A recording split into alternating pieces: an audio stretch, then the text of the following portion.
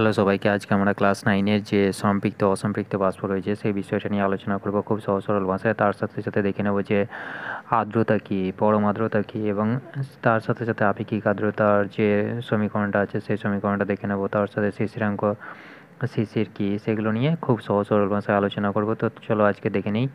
প্রথমে দেখে নেব যে আমরা সম্পৃক্ত, ঠিক আছে, সম্পৃক্ত এবং অসম্পৃক্ত বাষ্প। তো সম্পৃক্ত বাষ্প বলতে আমাদেরকে যেটা বোঝায় সেটা আমরা যেটা বুঝি সেটা হচ্ছে কি, একটা মানুষকে ধরো খিদে লেগেছে, সে তোমাদের মধ্যে হয়তো কাউকে খিদে লেগেছে, এবং সে যদি পুরোটা অর্থাৎ যতটা খিদে লেগেছে সে ততটা যদি না খায়, অর্থাৎ সে অর্ধেক পেট যদি খেয়ে নেয়, দিয়ে বাকিটা যদি ওর খিদে পড়েই থাকে, তাহলে সেটা কি হচ্ছে, একটা পুরোপুরি খিদেটা মিটছে না, তাই তো। তো ও যদি কোনো একটা ব্যক্তি যদি সম্পূর্ণ ওর যতটা খিদে লেগেছে সে যদি পুরোটা খেয়ে নেয়, তাহলে কী হবে, তার খিদেটা মিটে গেল। সেম একই জিনিস হচ্ছে কি সম্পৃক্ত অসম্পৃক্ত বাষ্প। এই যে একটা পাত্র, ধরে নাও একটা পাত্রের মধ্যে কী আছে, একটা নির্দিষ্ট আয়তন আছে। তাহলে নির্দিষ্ট আয়তনের একটা পাত্রের মধ্যে এই ক্যাপাসিটি ধরে নাও 100 গ্রাম, অর্থাৎ এই 100 গ্রাম কী করতে পারে, বাষ্প ধরে রাখতে পারে। এবার 100 গ্রামের মধ্যে যে 100 গ্রাম তো ধরে রাখতে পারে, এবার 100 গ্রামের মধ্যে যদি এটাতে 80 গ্রাম হয়ে যায় তাহলে কী হবে, সেটা কমে যাচ্ছে, তাই তো। তার মানে কি এটা 80 গ্রাম, তার মানে কি ধারণ ক্ষমতা কত, 100 গ্রাম, অর্থাৎ 80 গ্রামের থেকে কী হবে, আরও এক্সট্রা 20 গ্রাম ও অ্যাড করতে পারবে, তাই তো। তার মানে কি যোগ করতে পারবে। তাহলে এই যে 100 গ্রামের সাথে তাকে আরও কী করতে হবে, আরও 20 গ্রাম অ্যাড করার ক্ষমতা রয়েছে, অর্থাৎ তার খাবার ক্ষমতা, যেমন ওই ব্যক্তিটার উদাহরণ দিলাম, সেই ব্যক্তিটার কী আছিল, যে অর্ধেক খেয়েছিল, তার মানে কি তার এখনও অর্ধেক খাওয়ার ক্যাপাসিটি আছে, তাই তো। সেম এই পাত্রটার কী আছে, এই পাত্রটায় যদি 100 গ্রাম কী আছে ক্যাপাসিটি থাকে ওর বাষ্পটা ধরে রাখার জন্য, তাহলে বাষ্পটা ধরে রাখার ক্যাপাসিটি হচ্ছে কি থাকতে পারে, অর্থাৎ থাকতে পারে হচ্ছে কি 100 গ্রাম। এবার ওর কাছে আছে কি 100 গ্রাম, তাহলে দেখো দুটোই সমান হয়ে যাচ্ছে, অর্থাৎ এর যে ক্যাপাসিটি সেই ক্যাপাসিটি অনুযায়ী তার যতটা ধরে রাখার ক্ষমতা ঠিক ততটাই রয়েছে। তাহলে নির্দিষ্ট আয়তনে একটা নির্দিষ্ট উষ্ণতায়, ধরে নাও উষ্ণতাটা 30 ডিগ্রি সেন্টিগ্রেড, ঠিক আছে। তাহলে এই যে 30 ডিগ্রি সেন্টিগ্রেডে কী আছে, এই বদ্ধপাত্রটার ক্যাপাসিটি কত ছিল 100 গ্রাম, এবং সে কত ধরতে পেরেছে সে কত 100 গ্রাম, তাই তো। তাহলে এই যে ধরতে পারছে এই জিনিসটাই হচ্ছে কি আমাদের সম্পৃক্ত বাষ্প। অর্থাৎ একটা পাত্রটাকে যদি আমরা দেখি তাহলে কি দেখতে পাবো, তাহলে আমরা যদি বলি সংজ্ঞা হিসেবে বলি, তাহলে পাত্রটা দেখো, তাহলে পাত্রটা কি আছে, একটা নির্দিষ্ট আয়তন আছে, তাহলে নির্দিষ্ট আয়তন পাচ্ছি, তাই তো। তার সাথে সাথে কি ভলিউম আয়তন, ঠিক আছে, আয়তন, নির্দিষ্ট আয়তন আছে। তাহলে কি এই যে এইটা বাতাসটা কি হচ্ছে, এই বাষ্প, তাই তো। আমরা কি বললাম, বাষ্প নিলাম। তাহলে এই যে বায়ুতে কি আছে, নির্দিষ্ট উষ্ণতা রয়েছে, তাহলে নির্দিষ্ট উষ্ণতা,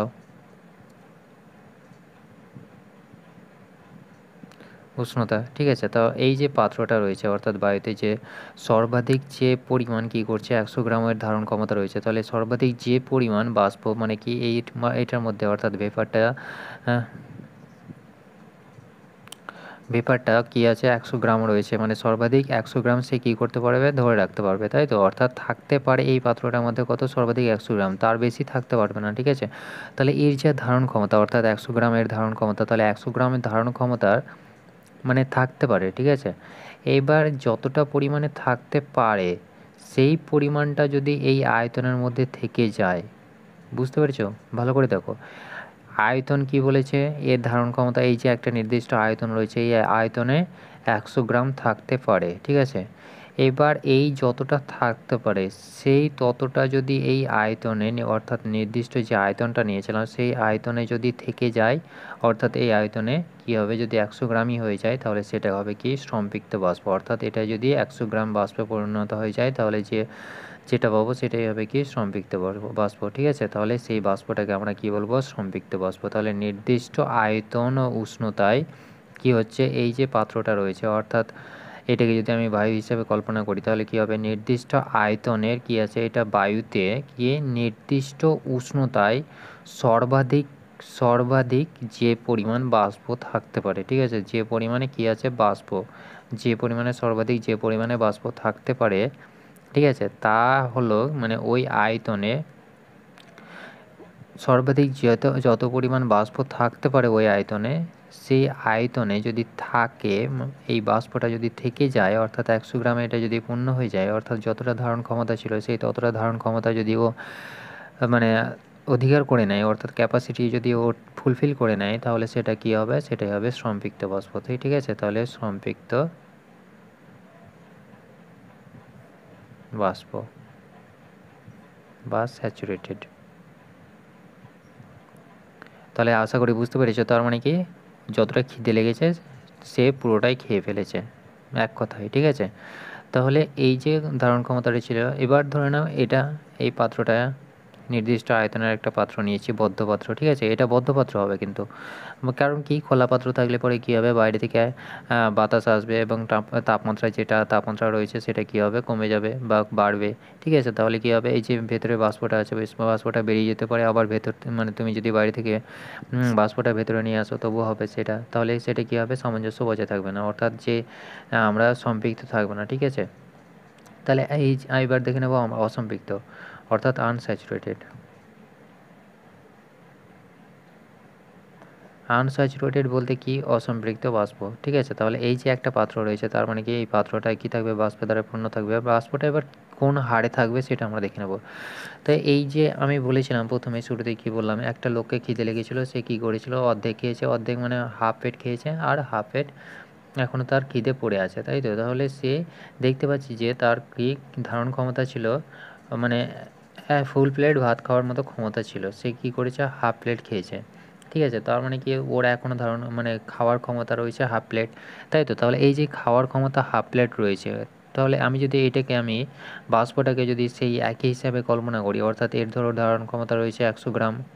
ঠিক আছে, কিন্তু 100 গ্রাম ধারণ ক্ষমতা রয়েছে, অর্থাৎ বাষ্প যতটা পরিমাণে ধারণ করতে পারবে, কতটা ধারণ করতে পারবে, 100 গ্রাম বাষ্প ধারণ করতে পারবে, অর্থাৎ নির্দিষ্ট উষ্ণতা ও এই দুটো একই থাকবে। ঠিক আছে, আয়তন এবং উষ্ণতা একই থাকছে। ঠিক আছে, তাহলে নির্দিষ্ট উষ্ণতা এবং আয়তনে, এটা তো নির্দিষ্ট আয়তন আছে, তাহলে নির্দিষ্ট উষ্ণতা আয়তনে কী আছে, তার ধারণ ক্ষমতা 100 গ্রাম। এবার 100 গ্রামের থেকে যদি কম হয়ে যায়, ধরে নাও এটা আছে 70 গ্রাম নিয়ে নিলাম। ঠিক আছে, তাহলে কী হচ্ছে, দেখো 30 গ্রাম এখনও ও কী করতে পারবে, ধারণ ক্ষমতা আছে, তাই তো। মানে 70 মানে 70 থেকে 100 থেকে যদি আমি 70 বাদ দিই, তার মানে কি 30, এখনও ও 30 গ্রাম ধরতে ধরতে পারবে। ঠিক আছে, তাহলে 30 গ্রাম ধরার ক্ষমতা এখনও ওর আছে। তাহলে এটা কি ফুলফিল হচ্ছে কি, এটা পুরোপুরি ভর্তি হচ্ছে না, তাই তো, অর্থাৎ ধারণ ক্ষমতার থেকেও কম, অর্থাৎ দেখতে পাচ্ছি কি এইটা ধারণ ক্ষমতা ছিল 100 গ্রাম, এটার হচ্ছে 70 গ্রাম পেয়েছে, এখনও ও 30 গ্রাম ধরতে পারবে। তাহলে এই যে কমে যাচ্ছে, ঠিক আছে, এই যে কমে যাওয়াটাই সেটাই হচ্ছে কি অসম্পৃক্ত বাষ্প, অর্থাৎ যদি ধারণ ক্ষমতা থেকে কম থাকে। ঠিক আছে, অর্থাৎ আমরা যদি বলি কি নির্দিষ্ট আয়তনের বায়ুতে নির্দিষ্ট উষ্ণতায় সর্বাধিক যে পরিমাণে বাষ্প থাকতে পারে, অর্থাৎ সর্বাধিক কত পরিমাণে বাষ্প থাকতে পারে, 100 গ্রাম, সেই পরিমাণ মানে ওই যে আয়তনে যদি না থাকে, ঠিক আছে, অর্থাৎ এই যে নির্দিষ্ট আয়তন নিয়েছি, সেই নির্দিষ্ট আয়তনে যদি ওই বাষ্পটা না থাকে, অর্থাৎ 100 গ্রাম যেটা ধারণ ক্ষমতা সেটা থেকে যদি কম থাকে, তাহলে সেটাকে আমরা কী বলবো, অসম্পৃক্ত বাষ্প। ঠিক আছে, তাহলে আশা করি বুঝতে পেরেছি, অর্থাৎ ধারণ ক্ষমতার থেকে কম থাকলে পরে সেটাকে আমরা কী বলবো, অসম্পৃক্ত বাষ্প। অসম্পৃক্ত বাষ্প অর্থাৎ কম থাকলে পরে অসম্পৃক্ত বাষ্প। ঠিক আছে, অর্থাৎ কম, তাহলে সেটাকে আমরা কী বলবো, অসম্পৃক্ত বাষ্প।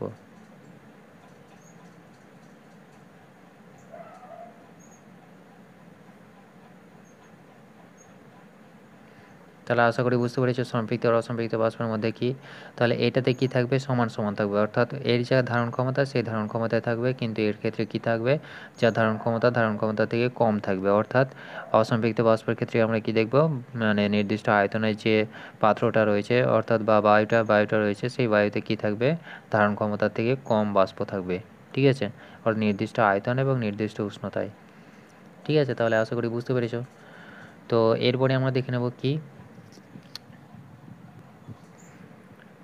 যেটা পরীক্ষাতে জিজ্ঞেস করে সেটা হচ্ছে কি, এই যে সম্পৃক্ত অসম্পৃক্তের মধ্যে কোনটা গ্যাসের সূত্র মেনে চলে।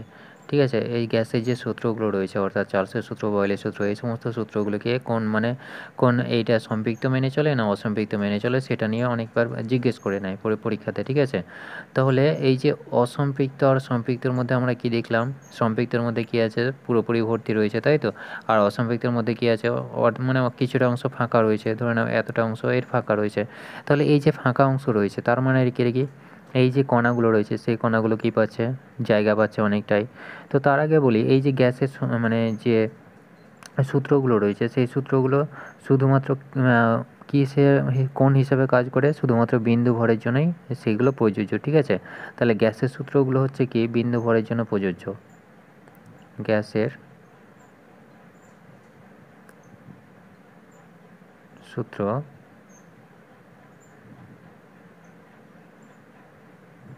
বিন্দু ভরের ক্ষেত্রে প্রযোজ্য। ঠিক আছে,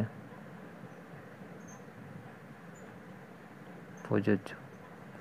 তাহলে এবার বলো তো এই যে দুটো রয়েছে সম্পৃক্ত আর অসম্পৃক্ত, তাহলে এদের মধ্যে কোনটাতে বিন্দু ভর হিসেবে পাবো? দেখো এইটাতে যদি আমি সম্পৃক্তটা নিই তাহলে কি হবে, সম্পৃক্তটা নিলে পরে এখানে আমি দেখতে পাচ্ছি যে যে কণাগুলো রয়েছে অর্থাৎ যে মলিকিউলগুলো রয়েছে সেই মলিকিউলগুলি কি হচ্ছে একটা আরেকটার সাথে কি হচ্ছে খুব কাছাকাছি অবস্থান করছে। এবার কাছাকাছি যদি অবস্থান করে তাহলে কি এদের কি বিন্দু ভর হিসেবে পাবে? বিন্দু ভর পাবে না তাই তো। তাহলে বিন্দু ভর যদি না পাওয়া যায় এবং তাদের মধ্যে কি আছে একটা আকর্ষণ বল সৃষ্টি হচ্ছে তাই তো, তাদের মধ্যে একটা ইন্টারাকশান আছে, তাহলে ইন্টারাকশান থাকছে এবং তাদের মধ্যে কী হচ্ছে একটা আরেকটার খুব কাছাকাছি অবস্থান করছে, তাহলে ইন্টারাকশান থাকার কারণে তাদের যে ভরটা পাবো সেগুলোকে আমি কী পাবো, বিন্দু ভর হিসেবে পাবো না।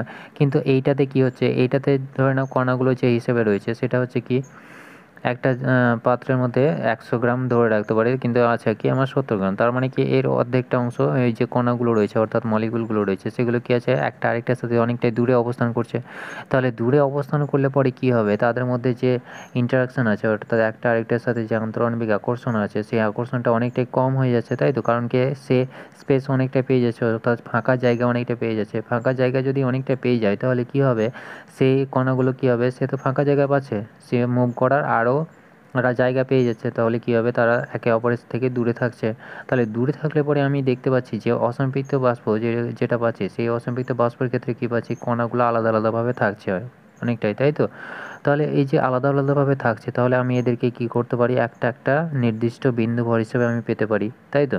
তাহলে নির্দিষ্ট বিন্দু ভর হিসেবে পাওয়া যায় সেই জন্যই কী করে অসম্পৃক্ত যে বাষ্পটা রয়েছে সেটা কি গ্যাসের সূত্র মেনে চলে। ঠিক আছে, তাহলে গ্যাসের সূত্র কেন মেনে চলে তাহলে বুঝতে পারলে, তাহলে কোনটা গ্যাসের সূত্র মেনে চলে, অসম্পৃক্ত বাষ্পটা। কারণ কি দেখো, কারণ হচ্ছে গ্যাসের সূত্রটা কি বিন্দু ভরের ক্ষেত্রে প্রযোজ্য হয় অর্থাৎ বিন্দু ভরের জন্যই মানে যে গ্যাসের সূত্রগুলো বিন্দু ভরের ক্ষেত্রেই প্রযোজ্য অর্থাৎ বিন্দু ভরের উপর ক্রিয়া করে।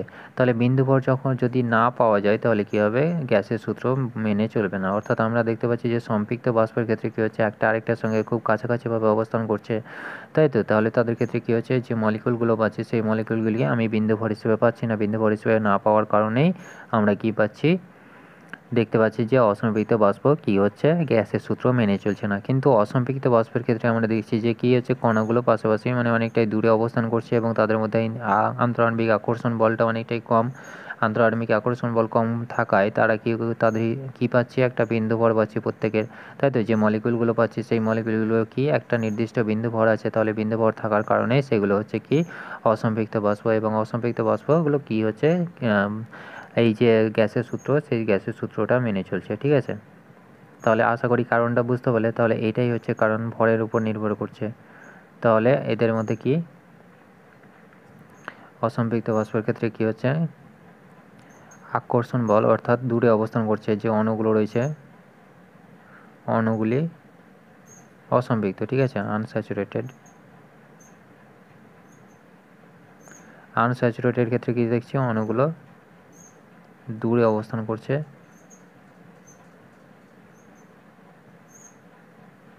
দূরে অবস্থান করে এবং আন্তঃআণবিক আকর্ষণ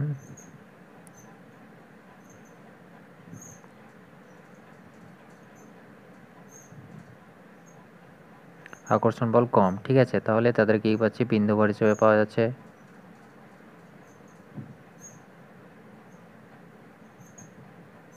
বিন্দু ভর পাই, তাহলে সেটা কী করছে, সেটা হচ্ছে গ্যাসের সূত্র মেনে চলছে। ঠিক আছে, তাহলে গ্যাসের সূত্র, সেই কারণে কী হচ্ছে, গ্যাসের সূত্র মেনে চলছে। তা আশা করি বুঝতে পেরেছো কেন গ্যাসের সূত্র মেনে চলে। তাহলে গ্যাসের সূত্র মানে এই যে গ্যাসের সূত্রটা আছে সেগুলো কী হচ্ছে, বিন্দু ভরের হিসেবে কাজ করছে। ঠিক আছে, এরপরে আমরা দেখে নেবো যেটা হচ্ছে কি বায়ুর আর্দ্রতা। বায়ুর আর্দ্রতা বলতে গেলে আমরা দেখে নিচ্ছি তার আগে আমাদের যেটা আছে সেটা হচ্ছে কি তরল ও বাষ্পের রূপান্তর। ঠিক আছে, তরল ও বাষ্পের রূপান্তর। তরল ও বাষ্পের রূপান্তর ব্যাপারটা হচ্ছে অনেকটাই, তোমরা হয়তো অনেকেই দেখেছো কি জল গরম করার সময় বাড়িতে অনেকেই জল মানে তোমরা হয়তো জল গরম করেছো, জল গরম করার সময় দেখবে কি যদি একটা বদ্ধ পাত্রে জলটা গরম করা হয় তাহলে বদ্ধ পাত্রে যতটা মানে আমি এখানে জল নিয়েছি, জলটা কি হচ্ছে বাষ্পে পরিণত হচ্ছে। এবার এই যে বাষ্পটা পরিণত হচ্ছে সেটা কি হচ্ছে পাত্রের পুরোটাতে ফুলফিল করে নিয়েছে, অর্থাৎ এটা সম্পৃক্ত হয়ে গেছে। ঠিক আছে, এবার সম্পৃক্ত হওয়ার পর যে জলটা রয়েছে অর্থাৎ এই জায়গাটাতে যে জলটা রয়েছে সেটা কি হচ্ছে আর তো উপরে উঠছে, বাষ্পে পরিণত হচ্ছে, তাই না? তাহলে এই যে বাষ্পটা অর্থাৎ বাষ্পে পরিণত হচ্ছে সেটা কি হচ্ছে, আমরা কী পাচ্ছি, বাষ্প পাচ্ছি, তাই তো? কিন্তু তরলটা আমি কি করে পাবো, দেখো যত আমি বাষ্পের সৃষ্টি করছি সেই বাষ্পটা কি হচ্ছে এই পাত্রের দেওয়ালে লেগে থাকছে, কিন্তু তাই তো? তাহলে বাষ্পটা তো ওর যা ধারণ ক্ষমতা সেই ধারণ ক্ষমতা তো বাইরে বেরোতে পারছে না, তাই না? তাহলে সে কি করছে, এই যে বাষ্পগুলো রয়েছে মানে যে পাত্রের ধারে ধারে যে অংশগুলোতে যে বাষ্পগুলো রয়েছে সেগুলোকে কি করে, সেগুলোকে সে মানে তরলে কনভার্ট করে। ঠিক আছে, অর্থাৎ সেগুলো কি হয়ে যায়, তরল হয়ে আবার নিচে নেমে আসে। ঠিক আছে, তাহলে এই যে নিচে নেমে আসছে তাহলে দেখো এই যে বাষ্পটা যেটা ধারণ ক্ষমতা রয়েছে সেই বাষ্পটা কি হচ্ছে একটা আরেকটার সাথে সামঞ্জস্য বজায় থাকছে, তাই তো? তাহলে সাম্যতা বজায় থাকছে কখন, যখন আমার কি হচ্ছে এটা আমি যখন তাপমাত্রা বাড়াচ্ছি তখন কি হচ্ছে বাষ্পটা বৃদ্ধি পাচ্ছে, বাষ্পটা বৃদ্ধি পেয়ে কোথায় যাবে, কারণ এর তো ধারণ ক্ষমতা আছে, ধরে নাও বাষ্পটার যে ধারণ ক্ষমতা রয়েছে সেটা হচ্ছে 50 গ্রাম। এবার 50 গ্রামের বেশি তো এ ধরে রাখতে পারবে না, তাই না? তাহলে মানে ধরে যদি না রাখতে পারি, এবার যদি বাষ্পটা ধরে নাও 60 গ্রাম হলো তাহলে 10 গ্রাম কী করবে, 10 গ্রাম সে এই যে পাত্রের যে দেওয়ালে আছে সেই দেওয়ালে কি করবে, সে সেগুলোকে জল আকারে অর্থাৎ ছোট ছোট জলকণা আকারে ছোট ছোট জলকণা আকারে সে কী করবে আবার জলের সৃষ্টি করবে অর্থাৎ তরলের সৃষ্টি করবে। তাহলে এটাই হচ্ছে কি আমাদের তরল ও বাষ্পের রূপান্তর। ঠিক আছে, তাহলে এই যে সাম্যতা বজায় থাকছে সেটা হচ্ছে কি আমরা এখান থেকে দেখে নিলাম কি কীভাবে সাম্যতা বজায় থাকছে, অর্থাৎ বাষ্প এবং তরলের মধ্যে যে সাম্যতা অর্থাৎ যে পরিমাণটা থাকছে সেটা কি হচ্ছে সমান সমান থাকছে। ঠিক আছে, তাহলে আশা করি বুঝতে পেরেছো তরল ও বাষ্পের রূপান্তর কীভাবে হচ্ছে। তাহলে পাত্রের দেওয়ালে দেখবে মানে তোমরা নিজেরাই দেখবে কি পাত্র জল গরম করার সময় দেখবে যে পাত্রের দেওয়ালে মানে পাত্রের যে দেওয়ালটা আছে সেই দেওয়ালে কী হচ্ছে বাষ্পগুলো জমা হয়ে মানে আস্তে আস্তে সেটা নিচে নেমে যাচ্ছে তুমি যখন এই করছো। একটা সবথেকে ভালো একটা কাঁচের পাত্র নিয়ে যদি তুমি সেটাকে জল গরম করো তাহলে দেখতে পাবে পরিষ্কারভাবে দেখতে পাবে যে জলটা ধীরে ধীরে নেমে পড়ছে, তাহলে তোমরা দেখতে পারো এটা পরীক্ষা করে। তো এরপরে আমরা দেখে নেবো যে কি আর্দ্রতা। ঠিক আছে, তো আপেক্ষিক আর্দ্রতা বলার আগে আমরা দেখে নেবো যে শিশিরাঙ্ক কী।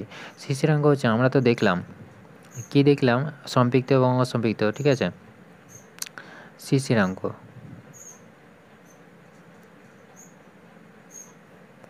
শিশিরাঙ্ক হচ্ছে ডিউ পয়েন্ট। তো ডিউ পয়েন্টটা কী সেটা আমরা দেখে নেব। তো শিশিরাঙ্ক হচ্ছে এমন একটা উষ্ণতা, ঠিক আছে, এটা হচ্ছে একটা উষ্ণতা। ঠিক আছে, যে উষ্ণতায় কী হবে,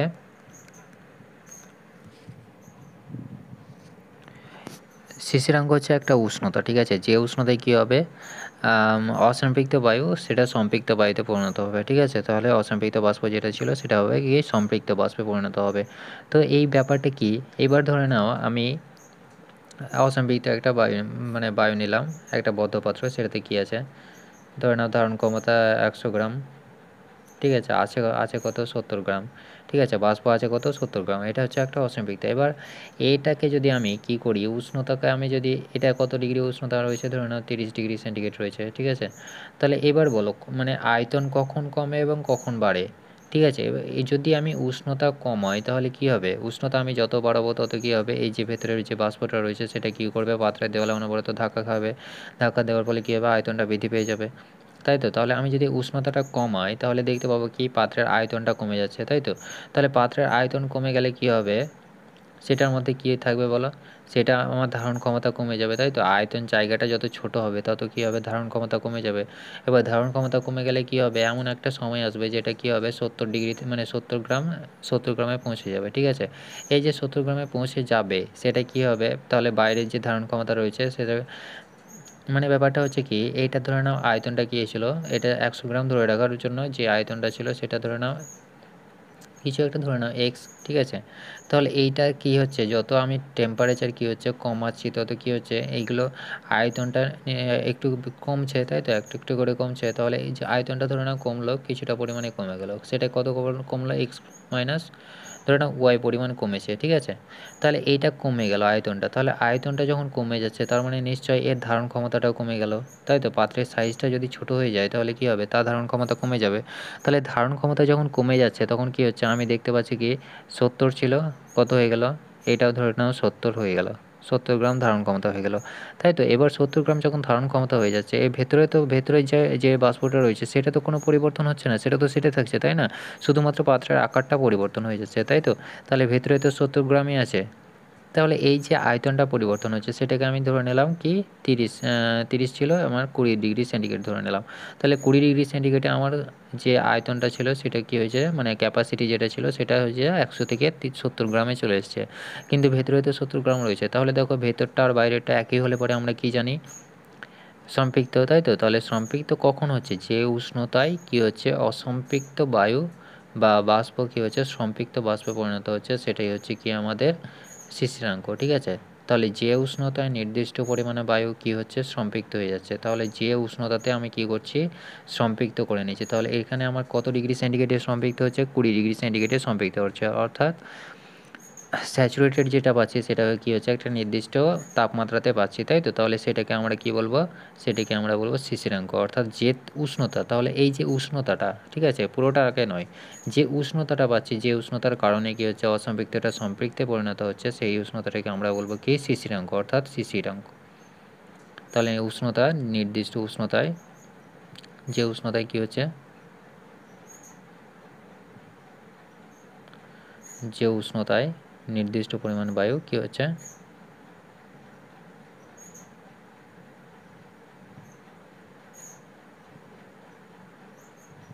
বায়ু সম্পৃক্ত হচ্ছে, ঠিক আছে, সম্পৃক্ত হয়, ঠিক আছে, সেটাকে আমরা কি বলছি শিশিরাঙ্ক বলছি।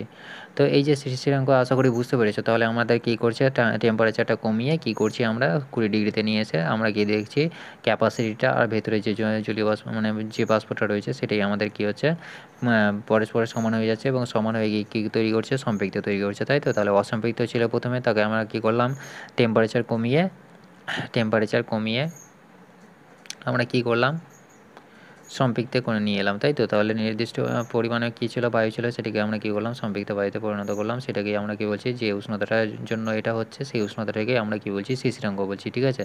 তাহলে শিশিরাঙ্ক আশা করি বুঝতে পেরেছো। তাহলে এরপরে আমরা দেখে নেব যে পরম আর্দ্রতা, বা পরম আর্দ্রতা হচ্ছে এই যে আয়তন, একটা নির্দিষ্ট আয়তন, তাহলে এই যে আয়তনটায় 1 ঘনমিটারে যত পরিমাণে বাষ্প থাকতে পারে, ঠিক আছে, তাহলে জলীয় বাষ্প যত পরিমাণে থাকতে পারে সেটাই হচ্ছে কি আমাদের পরম আর্দ্রতা। তো পরম আর্দ্রতা নিশ্চয়ই বুঝতে পারছো। তাহলে পরম আর্দ্রতা কী হচ্ছে, পরম আর্দ্রতা, পরম আর্দ্রতা হচ্ছে কি কি বললাম, তাহলে 1 ঘনমিটার, 1 ঘনমিটারে কী হচ্ছে জলীয় বাষ্পের পরিমাণ, ঠিক আছে, আশা করি বুঝতে পেরেছো। তাহলে যে পরিমাণ জলীয় বাষ্প থাকে সেটাই হচ্ছে কি পরম আর্দ্রতা। তাহলে 1 ঘনমিটারে জলীয় বাষ্পের পরিমাণ, জলীয় বাষ্পের পরিমাণ। তাহলে আশা করি বুঝতে পেরেছি পরম আর্দ্রতা কী। পরম আর্দ্রতা হচ্ছে 1 ঘনমিটারে যে পরিমাণে, অর্থাৎ আয়তনটা যখন 1 ঘনমিটার হয়ে যাবে সেটাই হচ্ছে কি, সেটা তখন হয়ে যাবে কি পরম আর্দ্রতা। এরপরে আমরা দেখে নেব আপেক্ষিক আর্দ্রতা কী, অর্থাৎ রিলেটিভ হিউমিডিটি।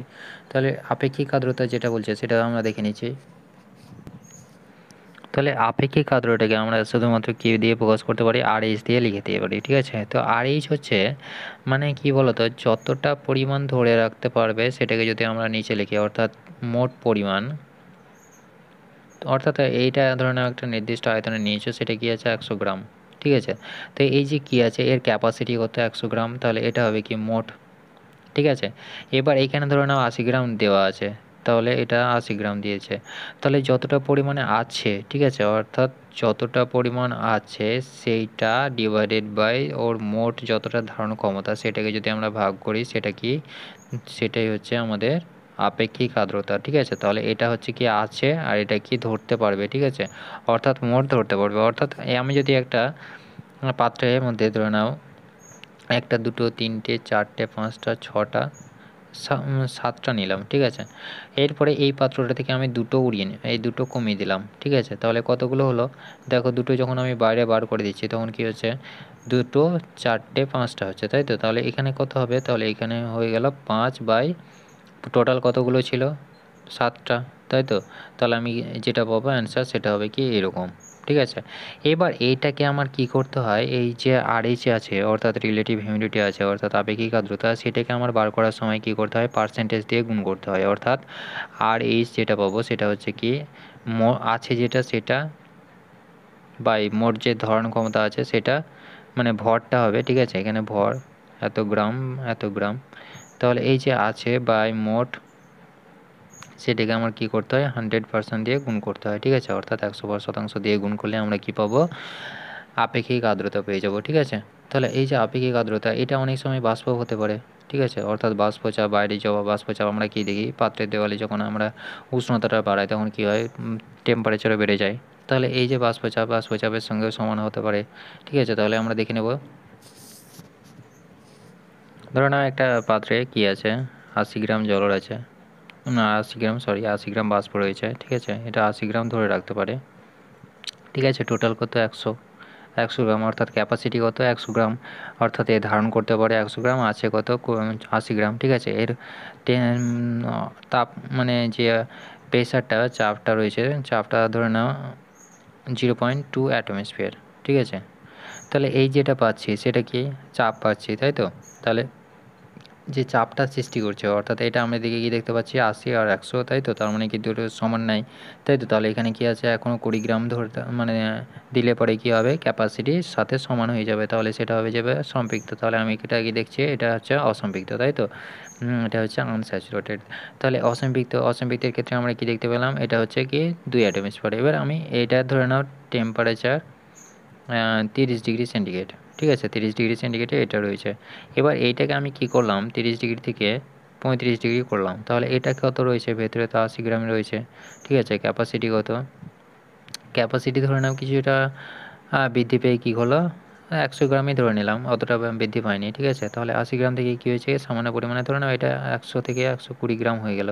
ঠিক আছে, তাহলে এটার মধ্যে যে মানে প্রেসারটা সৃষ্টি হবে সেটা কি হচ্ছে, প্রেসারটা যেটা পাবো আমি সেটার ক্ষেত্রে আমি দেখে যদি বৃদ্ধি পায় সেটা হবে 2 এইটা ধরে নিলাম। ঠিক আছে, এবার এইটা যেটা পাবো সেটার সাথে কি আমার মানে আপেক্ষিক আর্দ্রতা সমান হবে, অর্থাৎ এই যে এইটা আর এটার মধ্যে আপেক্ষিক আর্দ্রতা সমান হবে কি, এটা 100 গ্রামই করে নাও ধরে নাও। ঠিক আছে, তাহলে কী বাড়লো, আমার কিছুটা পরিমাণে প্রেসার বাড়লো, অর্থাৎ কিছুটা পরিমাণে ধরে নাও এটা 30 ছিল, মানে 30 থেকে আমি কী করলাম 31 ডিগ্রি করলাম, অর্থাৎ আয়তনের সেরকম কিছু পরিবর্তন হলো না, কিন্তু কী হলো অটোমেটিক, অর্থাৎ যে চাপটা হয়েছে সে চাপটা হালকা পরিমাণে বৃদ্ধি পেয়েছে। তাহলে এই যে আমি এটা পেয়েছি, তাহলে আমি এটার ক্ষেত্রে কী পাবো, এটার ক্ষেত্রে আমরা যখন ভরের অনুপাত করব তখন আমরা দেখতে পাবো কি 80/100, তাই তো এটার ক্ষেত্রে। আর যখন আমি প্রেসারটাকে অনুপাত করব তখন আমি কি দেখতে পাবো 0.2/0.25। ঠিক আছে, তাহলে এই দুটোকে যদি আমি সমান করি, অর্থাৎ এটাকে যদি আমি RH বের করি, তাহলে এটার ক্ষেত্রে কী হবে 80/100 ইন্টু কত হবে 100%। ঠিক আছে, আর এটার ক্ষেত্রে আমরা কত পাবো 0.2/0.25 ইন্টু 100%। ঠিক আছে, তাহলে এবার দেখো তো দুটো সমান হচ্ছে কি না, অর্থাৎ ভরের সাথে যে প্রেসারটা রয়েছে সেই প্রেসারটা সমানুপাতিক হচ্ছে কি না, অর্থাৎ ভি সমান এম সমানুপাতিক ভি হচ্ছে কি না, মানে প্রেসারটা এম ভরের উপর প্রেসারটা নির্ভর করছে কিনা আমরা সেটা দেখে নেব। তো এইটার ক্ষেত্রে আমরা যখন ক্যালকুলেশন করবো, অর্থাৎ কাটাকাটি করলে কী পাবো, এটার ক্ষেত্রে আমরা পাবো 80%। ঠিক আছে, তাহলে এটার ক্ষেত্রে পাচ্ছি আমরা কত 80% বা 0.8 পাবো। ঠিক আছে, বা 0.8 পাবো। এইটার ক্ষেত্রে যদি আমরা করি তাহলে কত হবে 4×25=100। ঠিক আছে, তাহলে 4×25=100 হয়ে গেল, আর এটা কত পাবো, এটা বলে দেখো 4×2=8, অর্থাৎ এটার ক্ষেত্রে পাবো 80%।